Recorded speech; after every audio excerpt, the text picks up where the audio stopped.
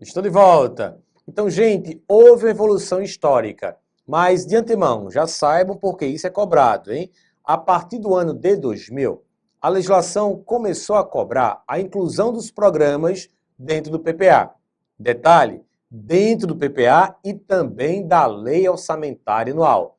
Moral da história, esses programas aparecem no PPA e na Lei Orçamentária Anual desde o ano de 2000.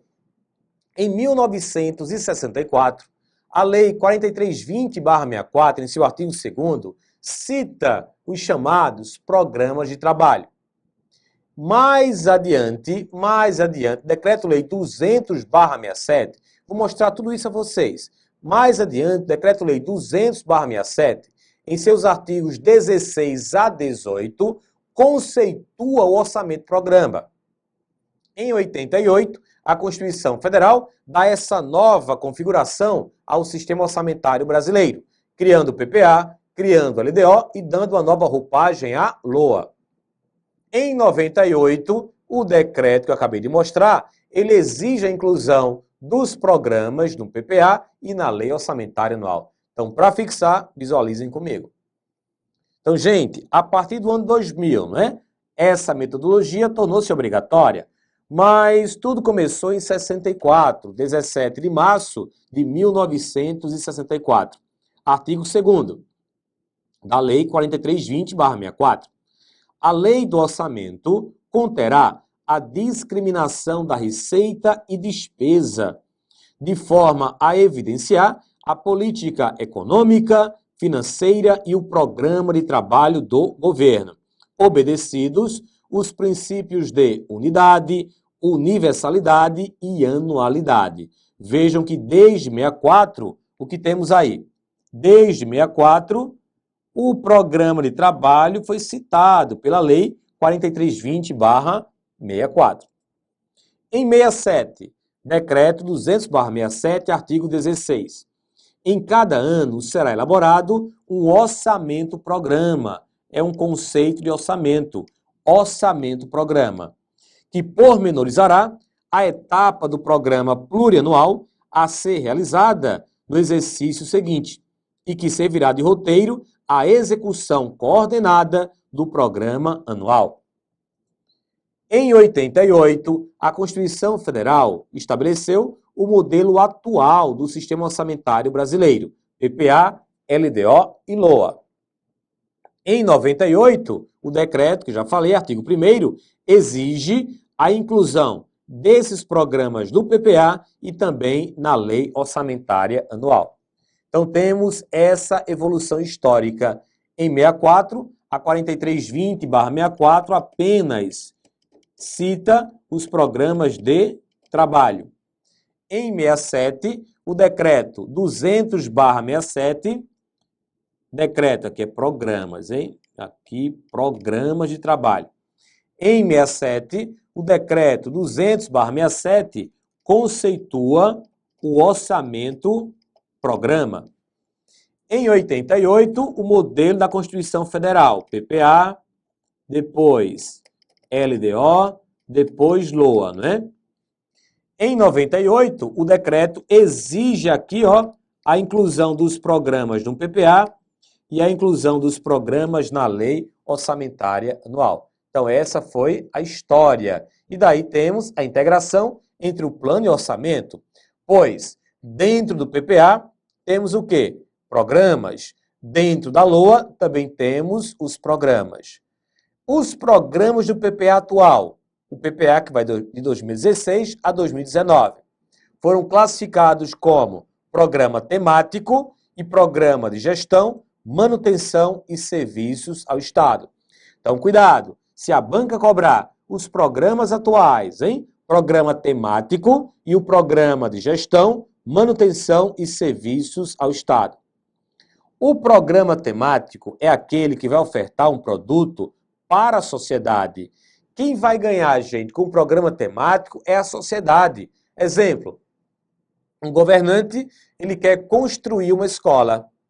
Ele vai construir essa escola através de um programa temático, pois o produto, que é a escola, será ofertado para a sociedade. Uma campanha de vacinação.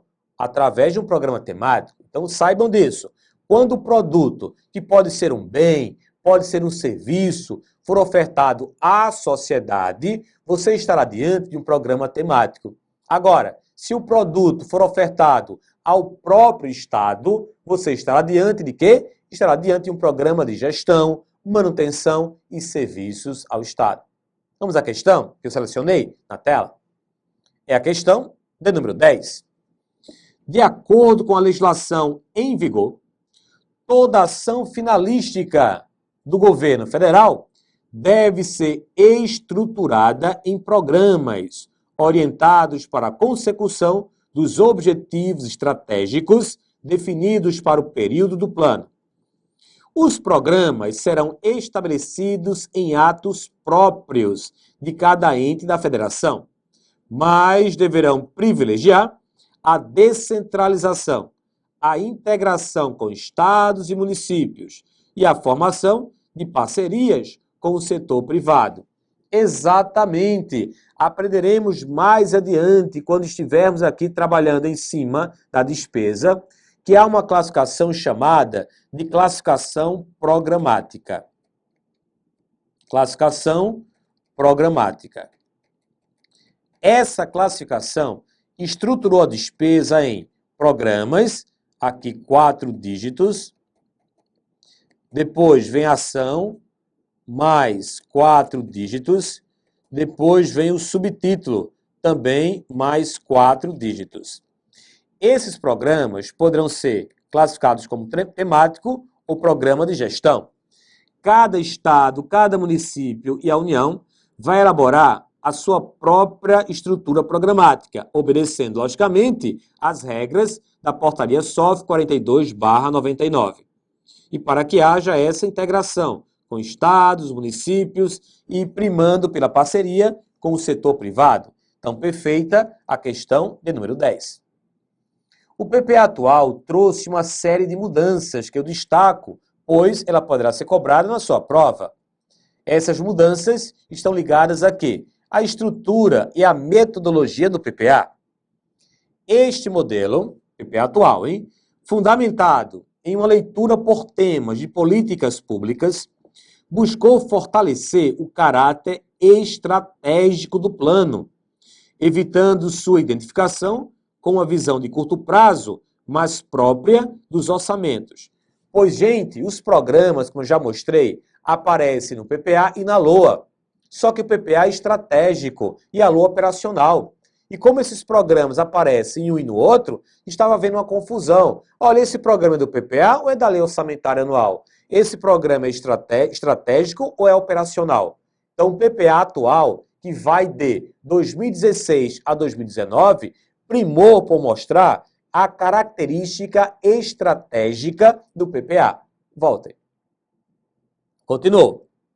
O PPA deve apresentar os objetivos e metas da administração pública para o período de 4 anos, identificando as prioridades do governo, em linha com os planejamentos setoriais. Principais mudanças. As mudanças concentraram-se em 2 pontos. O primeiro foi reforçar o caráter estratégico do plano, estruturando em uma dimensão estratégica, contendo uma visão de futuro e um conjunto de eixos e diretrizes estratégicas.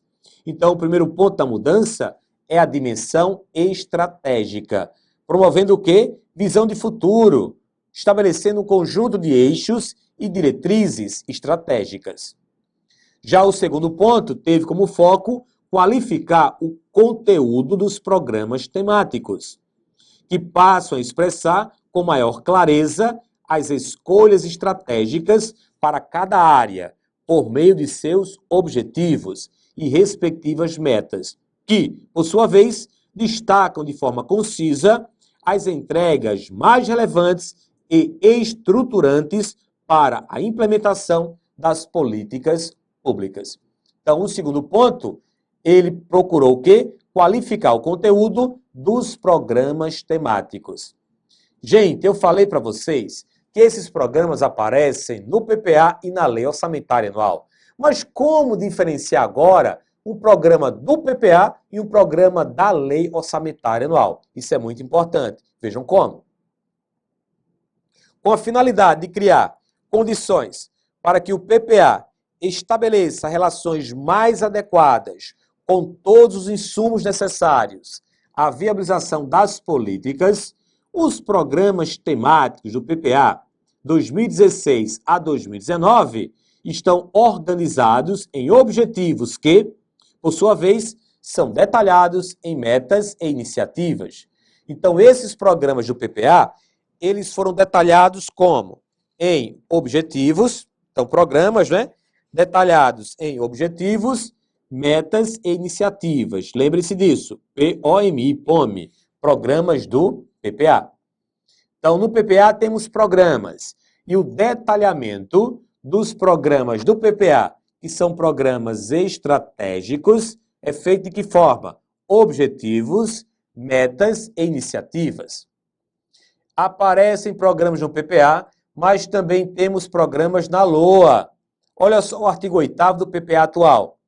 Os programas constantes do PPA, 2016 a 2019, só corrigindo aqui, estarão expressos nas leis orçamentárias anuais e nas leis de crédito adicional. Então, gente, programas do PPA, OMI, objetivos, metas, iniciativas. Programas da LOA para diferenciar, olha só, OMA, objetivos, metas e ações. Então, cuidado. Programas do PPA foram divididos em objetivos, metas e iniciativas. OMI. Programas da LOA, objetivos, metas e ações. OMA, para não confundir. Mais uma questão? Questão 11. No contexto de elaboração do Plano Plurianual, PPA, o conceito de iniciativa é definido como as entregas de bens e serviços à sociedade, resultantes da coordenação de ações orçamentárias e outras ações institucionais e normativas, bem como do pacto entre entes federados, entre Estado e sociedade, e da integração de políticas públicas. Então, só voltando aqui para o slide anterior, essas iniciativas que aparecem no PPA, nos programas do PPA, e essas ações que também aparecem nos programas da LOA, representam o quê? O produto que é entregue à sociedade. Esse produto pode ser um bem, pode ser um serviço. Bem ou serviço. Então, a banca veio e colocou assim. No contexto de elaboração do PPA, o conceito de iniciativa é definido como as entregas de bens e serviços à sociedade, exatamente, resultantes da coordenação de ações orçamentárias e outras ações institucionais e normativas, bem como do pacto entre entes federados, entre Estado e sociedade e da integração de políticas públicas. Perfeita a questão de número 11, corretíssima. Dimensões do PPA, para você não esquecer. Dentro do PPA, temos essas duas dimensões, a estratégica e a tática, dentro do PPA, hein? No PPA atual, a dimensão estratégica é composta pela visão de futuro, cenário macroeconômico, eixos estratégicos, diretrizes estratégicas. Então, como estou pensando uma questão, que será uma questão atual, uma questão nova, a banca cobrando a composição da dimensão estratégica do PPA atual. Visão de futuro, cenário macroeconômico, eixos estratégicos e diretrizes estratégicas, que orientam a elaboração da estrutura programática, especialmente dos programas temáticos, que compõem a dimensão tática do PPA, ao lado dos programas de gestão, manutenção e serviços ao Estado. A outra dimensão é a dimensão tática. O PPA atual, a partir de uma dimensão estratégica, detalha sua dimensão programática, representada pelos programas temáticos e de gestão, manutenção e serviços ao Estado, indicando os principais compromissos do governo para os próximos 4 anos. Para isso, foram estabelecidos eixos estratégicos. O PPA atual reforça o compromisso pela promoção do desenvolvimento econômico e social, com redução da desigualdade e criação de amplas oportunidades, traduzido em 4 eixos estratégicos.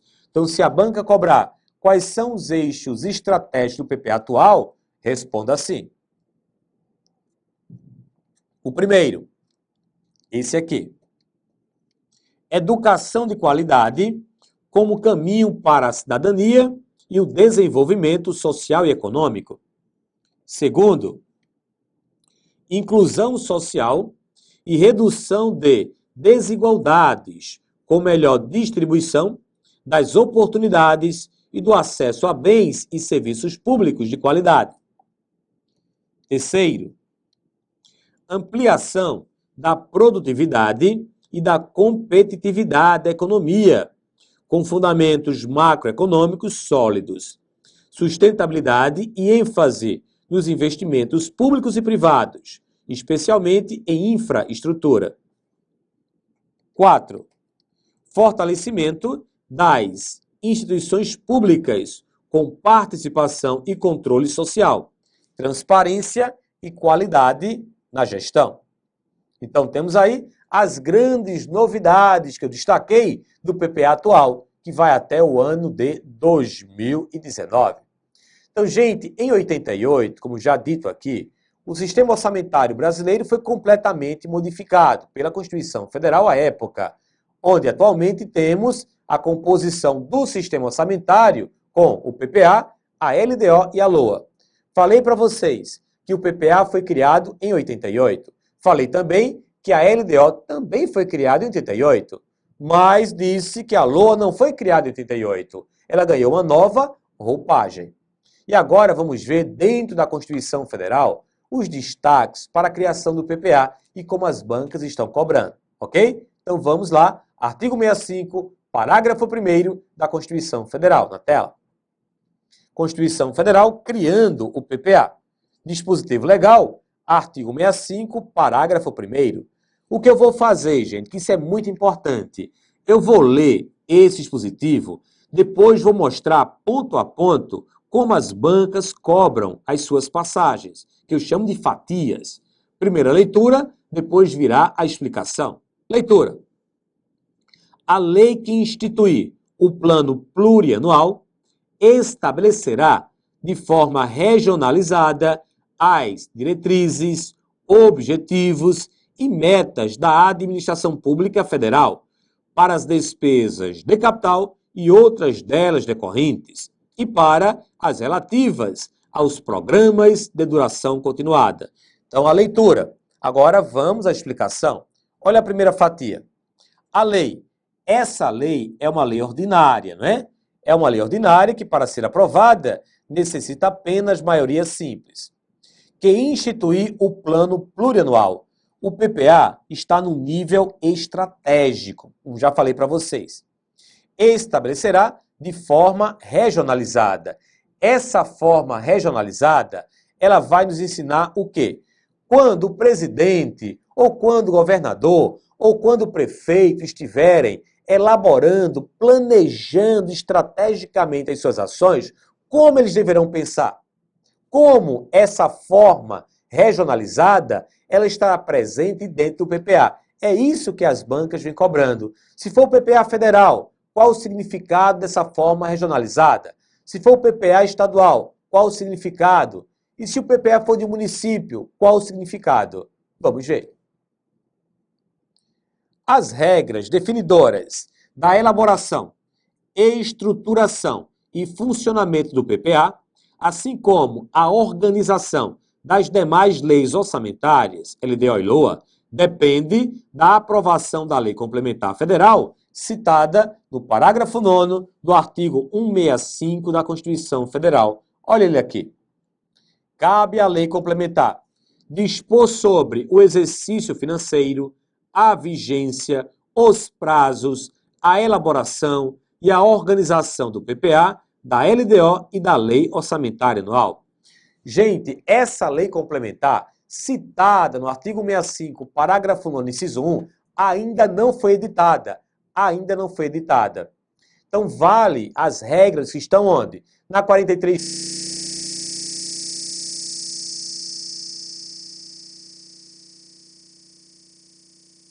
federal, portanto, só poderá ser alterada por uma lei complementar federal. Mas estamos na expectativa, há mais de 20 anos, de uma lei complementar federal substituir a 4320/64, criando o quê? Regras para a estrutura, para o funcionamento, para a organização do PPA, da LDO e da LOA, e também a forma da regionalização. Então, não temos ainda nenhuma lei definindo a forma da regionalização, mas a doutrina já estabeleceu alguns parâmetros que as bancas estão cobrando. Vamos lá, na tela? Cabe à lei complementar dispor sobre, em relação a essa matéria aqui, é a única que já está em lei complementar. Na 4320/64, em seu artigo 34, como eu já mostrei. Portanto, a dimensão ou abrangência da regionalização, requerida originalmente, continua carente de definição precisa, principalmente a abrangência da regionalização, a ser delineada para os estados, Distrito Federal e municípios. Mas, Wilson, como eu vou responder a questão? Você vai fazer o seguinte: se a banca cobrar essa forma de regionalização no PPA federal da União, procure alternativa que venha afirmar em regiões que integram vários estados, Norte, Sul, Nordeste, Sudeste, enfim. Agora, se a banca cobrar a regionalização para os estados, teremos duas alternativas válidas. A primeira, em mesorregiões, conforme definidas pelo IBGE. E a segunda, em regiões administrativas, conforme definidas em lei estadual. Agora, se a forma de regionalização for para os municípios, você vai procurar a resposta assim: em subdistrito, conforme regulado em lei municipal. Cuidado, hein? A Constituição Federal, ela não definiu como essa forma de regionalização será feita. Isso carece de quê? De uma lei complementar federal. Ela apenas impôs a forma regionalizada. E cada esfera terá a sua própria forma de regionalizar o seu planejamento estratégico, como eu acabei de colocar. Ok? Bem, essa foi a primeira fatia. Segunda fatia, na tela. As diretrizes, objetivos e metas da administração pública federal. Gente, diretrizes, objetivos e metas. Se você pegar essas três palavras aqui, diretrizes, objetivos e metas, isolar a primeira letrinha, D, O, M, você vai encontrar DOM. DOM só vai aparecer no plano plurianual. Não temos DOM na LDO, nem DOM na Lei Orçamentária Anual. As diretrizes representam o quê? Representam a bússola do governo. É o nível máximo de abstração governamental. Já os objetivos é o resultado a ser alcançado. E as metas do PPA são metas físicas, quantidade. Vou já aproveitar essas duas fatias para resolver a questão de número 12. O plano plurianual deve ser elaborado com vistas ao fortalecimento da unidade federativa, sendo, portanto, vedada qualquer forma de regionalização de objetivos ou de diretrizes governamentais. E aí, gente, o que é que acham? Sendo, portanto, vedada qualquer forma de regionalização, acabou com a questão, né? Errada a questão 12. 13. Em virtude das fortes diferenças regionais existentes no país, a Constituição Federal impôs a regionalização do PPA com base na divisão tradicional das 5 regiões brasileiras. A Constituição Federal impôs a forma de regionalização, mas não como ela será feita. Então, muito cuidado. Errada a questão de número 13. 14. Nem todos os assuntos podem ser objeto de lei delegada, como, por exemplo, a matéria relativa à legislação sobre planos plurianuais, diretrizes orçamentárias e orçamentos. E aí, gente, nem todos os assuntos podem ser objeto de lei delegada, como, por exemplo, a matéria relativa à legislação sobre planos plurianuais, diretrizes orçamentárias e orçamentos. Eu acabei de mostrar para vocês o quê? O artigo 165, parágrafo 9º, inciso 1 da Constituição Federal, que trata de uma lei complementar federal para instrumentalizar o orçamento, instrumentalizar o PPA, a LDO e a LOA. Então, caberá a essa lei complementar federal. Então, nem todos os assuntos realmente podem ser objeto de lei delegada. Nesse caso, precisará uma lei complementar federal e não cabendo a delegação. A segunda fatia que eu destaquei para vocês estabelece o quê? Dono, como eu já antecipei, diretrizes, objetivos e metas. As diretrizes apontam ou traçam as direções, regulam os planos de governo, estabelecem critérios para o planejamento. As bancas estão cobrando atualmente as diretrizes do PPA. Para cada PPA, sempre teremos diretrizes diferentes. E o atual trouxe diretrizes diferentes do anterior.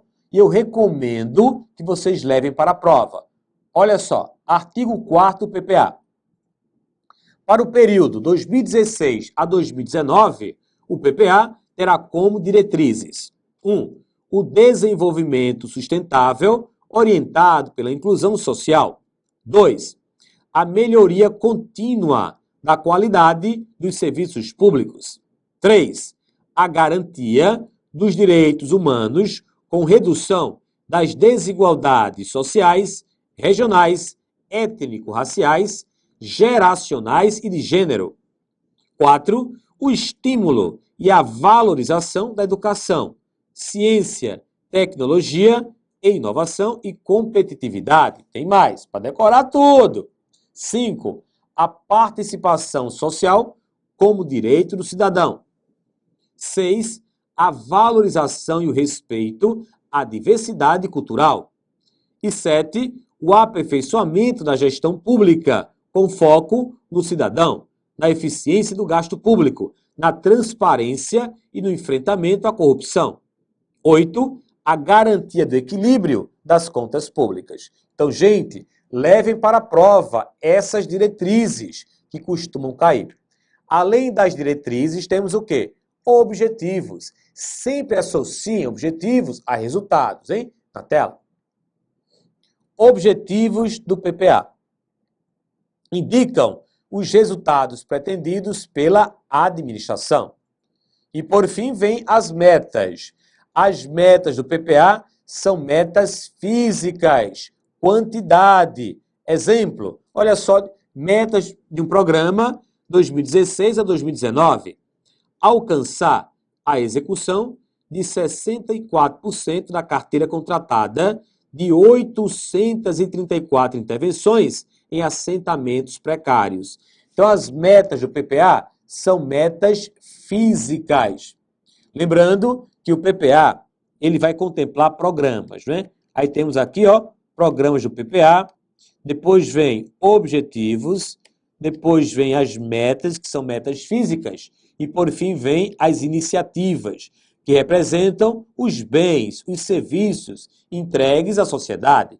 Exemplos de iniciativas: apoio à urbanização de assentamentos precários por intermédio da execução de ações integradas de habitação, infraestrutura, regularização fundiária e inclusão socioambiental. Outra iniciativa que eu vou entregar à sociedade, a articulação com o programa Minha Casa Minha Vida para o reassentamento ou remanejamento de famílias nas obras de urbanização, de assentamentos precários, contenção de encostas, saneamento, transporte e mobilidade urbana. Mais uma iniciativa, articulação com a Secretaria de Patrimônio da União para destinação de imóveis da União ocupados por população de baixa renda. Mas não paramos por aí. Temos outras fatias que as bancas vêm cobrando. Daqui a pouco eu volto para explicar. Até já.